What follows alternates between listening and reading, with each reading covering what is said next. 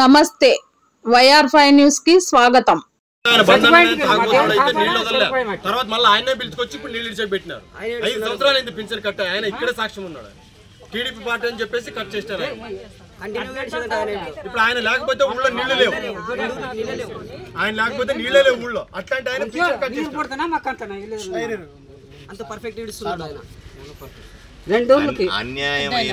అన్యాయం అయిపోయినటువంటి తెలుగుదేశం కార్యకర్తలు బాధ ఆక్రోశం ఉంటుంది. వాళ్ళందరూ కూడా కోపం ఉంటుంది, మాట్లాడతారు. అన్యాయం అయిపోయారు కదా. కాబట్టి వాళ్ళకు కూడా ఎవరెవరైతే ఈ ఊరిలో పింఛన్లు అన్యాయంగా తీశారో పార్టీల పేరు మీద, నువ్వు తెలుగుదేశం పార్టీ కార్యకర్త కాబట్టి నీకు పింఛన్ తీసేస్తా ఉన్నా, నువ్వు తెలుగుదేశం పార్టీ కార్యకర్త కాబట్టి నీకు ఇల్లు లేకుండా చేస్తాను, నీకు తెలుగుదేశం పార్టీ కార్యకర్త కాబట్టి నీ మీద కేసులు పెడతానని చెప్పారు. వీళ్ళందరికీ కూడా పరిష్కారం చూపించే బాధ్యత నాది. ఇన్వెస్టిగేషన్ రాస్తా ఉన్నాను. 3 రోజుల లోపల నాకు ఇన్వెస్టిగేట్ చేసి ప్రాపర్గా రిపోర్ట్ ఇవ్వాలి. నువ్వే వ్యక్తిగతంగా ఇవ్వాలి. ఎవరెవరికైతే అన్యాయం జరిగిందో వాటిని న్యాయం చేసి నాకు చూపెట్టాలి. సరేనా? వికలాంగులు పింఛన్ సార్, అది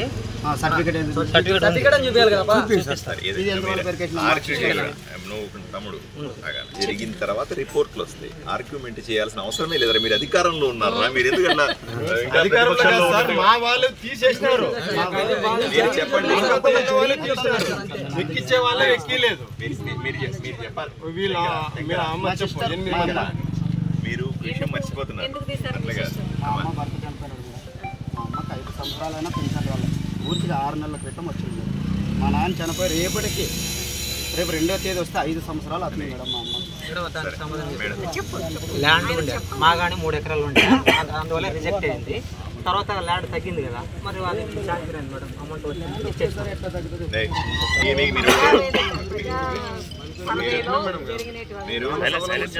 మీరందరూ తెలుగుదేశం పార్టీ కార్యకర్తలందరూ కూడా అర్థం చేసుకోవాల్సిందంటే, మీరు ఈరోజు అధికారంలో ఉన్నారు. అర్థమైందా? మీ ఎమ్మెల్యేగా నేను ఇక్కడ ఉన్నాను. అన్నింటి మీద మీకు న్యాయం చేసే బాధ్యత నాదే. మీకే కాదు, ఆదోనిలో మండలంలో కానీ ఆదోనిలో నియోజకవర్గంలో అందరూ తెలుగుదేశం పార్టీ కార్యకర్తలకి విజ్ఞప్తి చేస్తూ ఉన్నా. మీరు అధికారంలోకి వచ్చారు. మీకు సంబంధించినటువంటి ఎమ్మెల్యే డాక్టర్ పార్థసారథి మీ వెనకాల నిలబడతాడు. ఇప్పుడు ఏ పేపర్ ఇచ్చినా సరే, ఎటువంటి అక్రమాలైనా సరే తప్పనిసరిగా విచారణ చేసి శిక్షిస్తాడు, మీకు న్యాయం చేస్తాడు. మీరు ఎవరితో ఆర్గ్యూ చేయనక్కర్లా, ఎవరితో పోట్లాడనక్కర్లా. నాకు పేపర్ ఇస్తే చాలు, మీకు న్యాయం జరుగుతుంది. నేను ఈరోజు వెల్ఫేర్ సెక్రటరీ ఇక్కడే ఉన్నాడు కాబట్టి ఆయనకు కూడా ఈ పెన్షన్ల మీద విచారణ చేయమని చెప్తాను. తమ్ముడు, దీన్ని విచారణ చేసి నువ్వు నాకు వచ్చి రిపోర్ట్ చేయాలా, మళ్ళీ గ్రామ పెద్దల ముందు పెడతాను.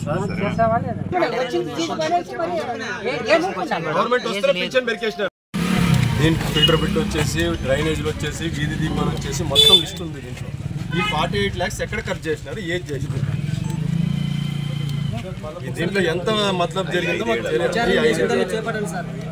48 lakhs తీసుకుంటే ఇంత దారుణంగా ఉంది, ఇంత దారుణంగా తయారైంది ఊరు. ఎక్కడ ఏ డ్రైనేజ్ లో క్లీన్ ఉందో చూపించాలి. మా నాయకులు చూడండి ఎంత చక్కగా పేపర్లు పెట్టి ఇస్తా ఉన్నారు సార్. ఇంకా ఉన్న గ్రాంటెడ్ కింద 10 లక్షలు డ్రా చేసినాయి. 10 లక్షల రూపాయలు సార్ పోయిన సంవత్సరం తీసుకున్నాడు. ఎక్కడ ఇది వాటర్ ఫిల్టర్ పెట్టి రిపేర్ చేపిస్తానని చెప్పి, అంతకు ముందన్న నీళ్లు క్లీన్ వచ్చేవి. ఫిల్టర్ పెట్టి క్లీన్ చేసిన తర్వాత నీళ్ళు ఇంకా గలీజ్గా వస్తుంది. దీనికి కారణం ఎవరు? గత ప్రభుత్వంలో జరిగినటువంటి అక్రమాలు, అన్యాయాలు, దుర్మార్గాలు, ప్రజాధనాన్ని కొట్టేసిన విధానాన్ని మా కూటమి నాయకులు, మా తెలుగుదేశం పార్టీ నాయకులు ప్రశ్నిస్తా ఉన్నారు. సమాధానం చెప్పాలా? వీటన్నిటి వెనక్కి తీస్తాం, మొహమాటం ఏం లేదు. ఇదే చెప్తాను, ఊరంతా ఇట్లాగే ఉంది. ఏ ఊరికన్నా పోండి, ఎక్కడికన్నా పోండి, ఏ కాంట్రాక్టర్ అన్నా చూడండి, అందరూ కూడా ఇట్లాగే డబ్బులు తీయడం, కొట్టేయడం, డబ్బులు కూడా. గ్రామస్తులకు సంబంధించినవి కూడా ఇన్ని రోజుల తర్వాత ఆయన గొంతెత్తి మాట్లాడుతూ ఉన్నాడు. ఇన్ని రోజులు అణిచిపెట్టారు ఈ మనిషిని, కేసులు పెట్టారు, 2 ఎఫ్ఐఆర్లు పెట్టారు. వీటికి తప్పనిసరిగా మూల్యం చెల్లించాల్సింది కదా. ఈ రకంగా లెక్కలతో పాటుగా ఎంత డబ్బులు, ఇవి నేరుగా సర్పంచ్కి వచ్చే నిధులు. ఇవి నరేంద్ర మోదీ గారు రాష్ట్రాలకు డబ్బులు ఇస్తే ఇక్కడ చేరుతాయో లేదో, ఆఫీసుల దగ్గరికి ఇస్తే ఇక్కడ చేరుతాయనే సమస్య లేకుండా నరేంద్ర మోదీ గారు ఢిల్లీ నుంచి నేరుగా సర్పంచ్ అకౌంట్లకే వేసేటువంటి డబ్బులు. వాటిల్లో కూడా ఇంత అవినీతి జరిగిందనే లెక్కలతో సహా చెప్తా ఉన్నారు గ్రామస్తులంతా కూడా. ఇంతకంటే దారుణాలు ఇంకెన్ని జరిగి ఉంటాయో గత ప్రభుత్వ కాలంలో ఆలోచన చేయండి. అందుకే నేను ఎప్పుడు తిడతాను జగన్మోహన్ రెడ్డి గారిని, ఎప్పుడు తిడతాను వైఎస్ఆర్సీపీ పార్టీ ప్రభుత్వాన్ని, ఎప్పుడు తిడతాను మాజీ ఎమ్మెల్యే 60 పార్టీలో ఉన్నటువంటి మాజీ ఎమ్మెల్యే సాయిప్రసాద్ రెడ్డి. వీళ్ళు చేసిన అక్రమాలే కదా, వీళ్ళు ప్రోత్సహించినటువంటి మనుషులే కదా, వీళ్ళు చేసిన కాంట్రాక్ట్లే కదా. దీనికి సమాధానం చెప్పాలి. వీటన్నిటి మీద సమగ్రంగా విచారణ చేయిస్తా. ప్రజల డబ్బులు ఎవరైతే తినేశారో అవన్నీ కక్కిస్తా. 3 సార్లు సర్పంచ్గా ఉండేది కూడా వైఎస్ఆర్సీపీ వాళ్ళే. ఇక్కడ అడవులో ఒక రోజు పెట్టామంటే పురుగులు సార్. మీ మేడం అడగండి, మీ ఊర్లోకి వస్తున్నారు వాళ్ళ డాక్టర్ని. మొత్తం ఊర్లో 20 నుంచి 30 ఇయర్స్ మధ్యలో ఉండే మగపిల్లలకి బ్యాక్ పెయిన్ వస్తాం. మొత్తం చెక్ చేసుకొస్తే వాటర్ ప్రాబ్లం అని చెప్తున్నారు, లేదా అడగాలి ఎస్సీ కాలేజ్ మొత్తం వాళ్ళని డాక్టర్లు పిలిస్తే చెప్తారు. వాళ్ళకు కూడా మనం చెప్పిన గ్రామ సభలో పెట్టినాం. దీని మీద సమగ్ర విచారణకి ఎవరికి రాయాలమ్మా? అదొకటి. తర్వాత మన పడిన ఇన్సూరెన్స్ డబ్బుల్లో కూడా తారుమారు చేసి అకౌంట్ ఒక్కంది, డబ్బులు ఒక్కనిది.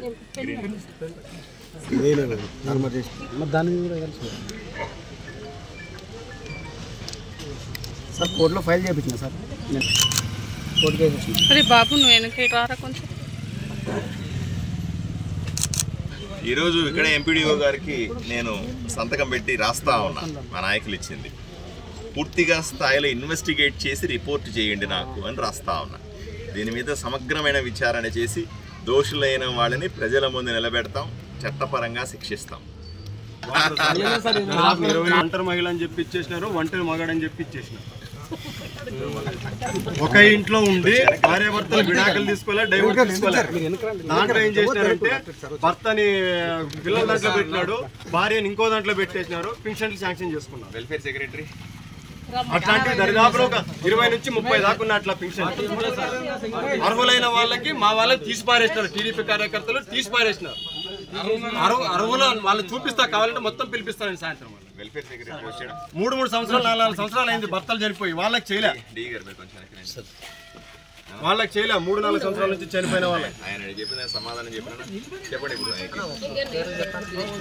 ఎవరు దండిగా ఉన్నాయి దాంట్లో చెప్పాలి. 20 ఏదేమైనా సరే ఒంటరి మీద అయితే 4 ఉండేది, 23 అయితే లేవు, 4 ఉన్నాయి. భార్యాభర్తలు కలిసి ఉండి కూడా వేరే చేసుకున్నారు కదా సపరేట్ బియ్యం కార్డులలో. అందరు కలిసే ఉన్నారు కదా ఇంట్లో. అట్లాంటివన్నీ ఉన్నాయి సార్. బియ్యం కార్డు సపరేట్గా ఉన్నాయి సార్, అప్పుడు చేసిన సార్ చేసుకున్నారు. మొత్తం ఈ గవర్నమెంట్ లోనే చేసుకునేవి అవి. సార్ ఉమేష్ సార్ ఒక్క నిమిషం. భర్త ఉండే వాళ్ళు పింఛన్ చేసుకుంటున్నారు, భర్త లేని వారు పింఛన్ చేసుకుంటారు. ఒక్క క్వశ్చన్. ఇప్పుడు ఒంటరి మహిళ అయితే 50 ఒంటరి మహిళ వదిలేదు సార్. భర్త ఉన్నారు, భర్త లేరు అనేవాళ్ళు ఒకసారి పేరు ఏర్పాటు చేసి బ్రహ్మాండంగా ఈ సమస్య 13 ఏళ్ళు కాదు, ఇంకొక 50 ఏళ్ళు కూడా ట్యాంకు సమస్య లేని విధంగా మంచి ట్యాంకు నిర్మిస్తాం. ఇక్కడ వాళ్ళకి సమస్య లేకుండా చేస్తాము. రాబోయే రోజుల్లో మంచి ప్లేస్ చూసి దానికి తగ్గ ఎస్టిమేట్లు వెంటనే అది యుద్ధ ప్రాతిపదికన చేయిస్తాము. ఇది ఎప్పుడో చేస్తాము, 2 ఏళ్ళకి 3 ఏళ్ళకి అనట్లే. యుద్ధ ప్రాతిపదికన నేనే వెంటనే ఇంజనీర్లతో మాట్లాడి, వెంటనే ఈతో మాట్లాడి, ఎంపీడీఓ గారు ఉన్నారు, వీళ్ళందరినీ ముందు పెట్టి వెంటనే పనులు మొదలుపెట్టి, వీలైనంత తొందరగా పనులు మొదలుపెట్టి ఆ ట్యాంకుని కట్టించి వీళ్లకు అబ్బా చాలా బాగా చేశారండి ఇక్కడ మా ఊరికి అనే విధంగా. ఎందుకంటే నేను 2-3 రోజులు కదా, నేను ఇక్కడికి వచ్చి కరెక్ట్గా 2 రోజులు కూడా కాలే. 2 రోజుల ముందే ఈ ఊర్లో పర్యటన చేశాను. ఆ రోజు కూడా నేను నాకు రాగానే ఊరికి వస్తాను ట్యాంక్ చూపించాను. ట్యాంక్ చూపించి ఊర్లో కూడా చాలా మందితో అన్నా, ఆ ట్యాంక్ ఎప్పుడు పడిపోద్దా ఏమో అయ్యా, భయంకరంగా ఉంది అని ఊర్లో చాలా మంది నాయకులతో అన్నా నేను. ఆ రోజు అదృష్టం కదా, ఎవరికి ప్రాణాలకి ఏం కాలేదు. అంటే ఏదైనా సరే సంతోషమైన రోజు, జనాలకి ఏం కాలేదు. వాటి వెంటనే స్పందిస్తున్నారు అధికారులందరూ. ఇక్కడ ఉన్నారు, ఆర్డబ్ల్యూఎస్ అధికారులు ఉన్నారు, ఎంపీడీఓ గారు ఉన్నారు, ఇంజనీర్ గారు ఉన్నారు, మిగతా తెలుగుదేశం పార్టీ జనసేన సంబంధించిన నాయకులంతా ఉన్నారు మాతో పాటుగా. వీళ్ళందరూ బాధ్యతలు తీసుకుంటాం. 100కు 100% ప్రజలకి ఇబ్బంది లేకుండా చేస్తాం. చిన్నహరివానంకి వచ్చాము. నిన్ననే ఒక ఇబ్బంది పరిస్థితి, ఇక్కడ దుర్ఘటన లాంటిది. మనుషులకి ఎవరికి ఏమీ కాలేదు దేవుడి దయ వల్ల. కానీ ఇక్కడ ఉన్నటువంటి ఓవర్ హెడ్ ట్యాంకు ఎప్పుడో 13 సంవత్సరాల కింద కట్టింది. నాకు అది కూడా ఆశ్చర్యంగా అనిపిస్తుంది. 13 సంవత్సరాల ముందే కట్టినటువంటి ట్యాంకు కుప్పకూలిపోయింది నిన్న వర్షానికి, అలాగే కిందకి పడిపోయింది. మన అదృష్టం ఏంటంటే ఊర్లో ఎవరికి ఎటువంటి ప్రమాదం జరగలేదు. ఆ సమయంలో అక్కడ మనుషులు లేరు, వర్షం పడుతూ ఉండొచ్చు. అంత 5 నిమిషాల ముందే ట్యాంకును పోయి పైకి ఒకసారి మనిషి చూసి వచ్చాడు, కుప్పకూలిపోయింది.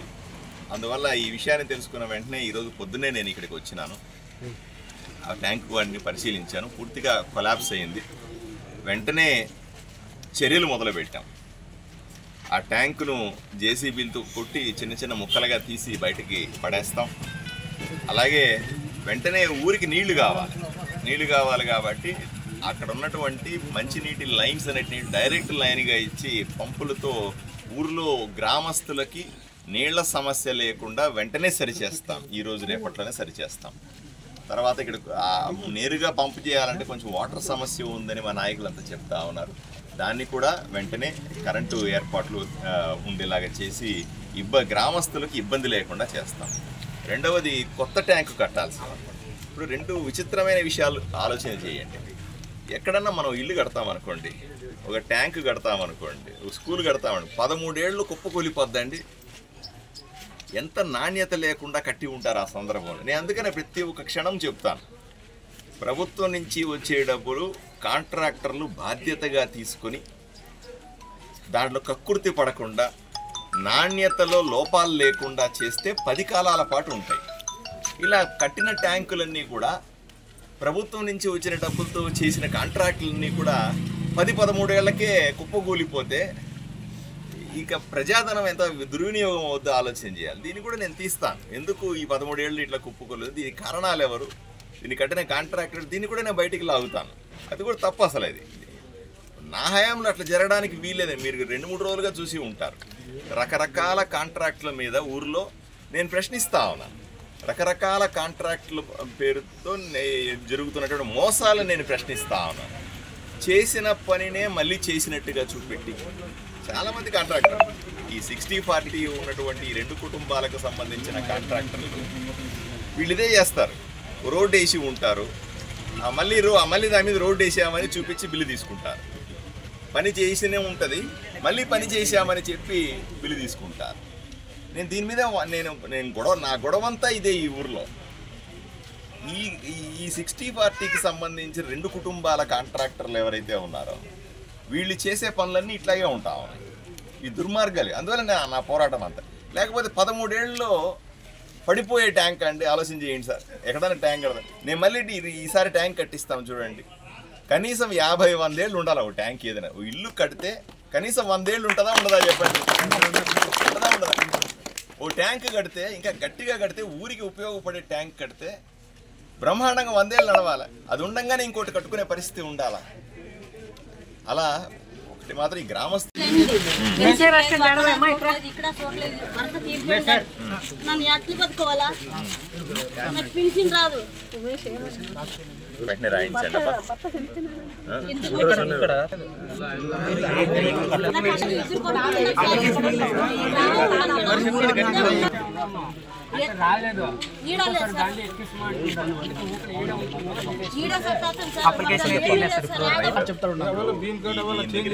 సచివాలయంలో ఉంటాడు, దగ్గరికి వెళ్ళి ఇప్పుడు ఎక్కించు. సరేనా? ఎక్కిస్తావా? నీ దగ్గర ఎక్కించు. ఏదైనా ఉంటే నేను చూసుకుంటాను. సరేనా?